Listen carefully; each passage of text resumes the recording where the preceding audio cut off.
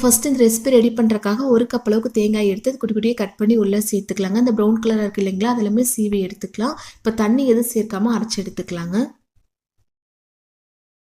Next வந்து ஒரு pan வச்சு இப்போ அரைச்சி எடுத்து வச்சிருக்கு இல்லைங்களா, அந்த தேங்காய் துருவல் ஃபுல்லாக உள்ளே சேர்த்துக்கலாங்க. 1 கப் அளவுக்கு தேங்காய் எடுக்கிறோம் அப்படின்னா 1/2 கப் அளவுக்கு வந்து துருவின வெல்லத்தை உள்ளே சேர்த்துக்கலாங்க.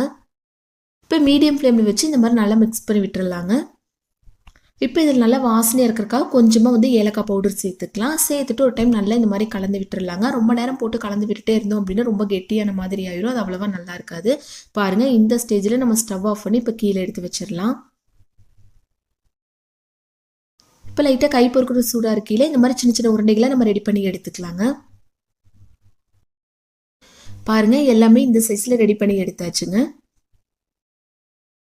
ஒரு கடாய் வச்சு 1 லிட்டர் அளவு பால் சேர்த்துக்கலாங்க. பால் பார்த்துட்டிங்க அப்படின்னா இந்த மாதிரி ஃபுல் க்ரீம் இருக்கு இல்லைங்களா, அந்த மாதிரி பால் சேர்த்துக்கலாம். இப்போ 1 லிட்டர் அளவுக்கு பால் உள்ளே சேர்த்துக்கலாங்க. 1/2 லிட்டர் அளவுக்கு சேர்த்தாச்சு. இன்னொரு 1/2 லிட்டர் உள்ளே சேர்த்தியாச்சு. பாருங்கள், இப்போ 1 லிட்டர் அளவுக்கு பால் இருக்குங்க. இது ஹை ஃப்ளேமில் வச்சு நல்லா கொதிக்க வச்சிடலாம். ஹை ஃப்ளேமில் வச்சு இந்த மாதிரி நல்லா பொங்கி வருது இல்லைங்களா, இந்த ஸ்டேஜில் வந்து ஒரு 2 ஸ்பூன் அளவுக்கு மட்டும் சர்க்கரை சேர்த்துக்கலாங்க. சர்க்கரை வந்து அதிகமாக தேவைப்படாது. இந்த மாதிரி நல்லா பொங்கி வந்ததுக்கப்புறம் மீடியம் ஃப்ளேம் மாற்றிக்கலாம். பொங்கி வரும் இல்லைங்களா, அந்த அளவுக்கு மட்டும்தான் ஹை ஃப்ளேமில் வச்சுக்கணுங்க. அதுக்கப்புறம் வந்து மீடியம் ஃப்ளேம் மாற்றிக்கலாம். மாற்றிட்டு இந்த மாதிரி சைடில் ஆடையெல்லாம் இருக்குது இல்லைங்களா, அது எல்லாமே ஒரு கரண்டி யூஸ் பண்ணி இந்த மாதிரி எடுத்து உள்ளே சேர்த்து நல்லா கலந்து விட்டுட்டே இருக்கலாங்க.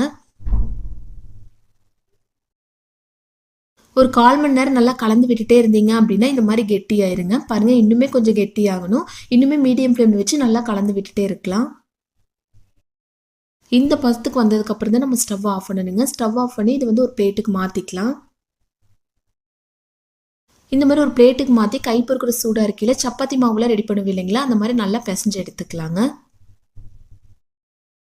இப்போ கையில் கொஞ்சமாக நெய் தடவிட்டு ரொம்ப சின்ன சைஸாக ரெடி பண்ண தேவையில்லைங்க. ஒரு மீடியம் சைஸில் உருண்டை பிடிச்சி எடுத்துக்கலாம்.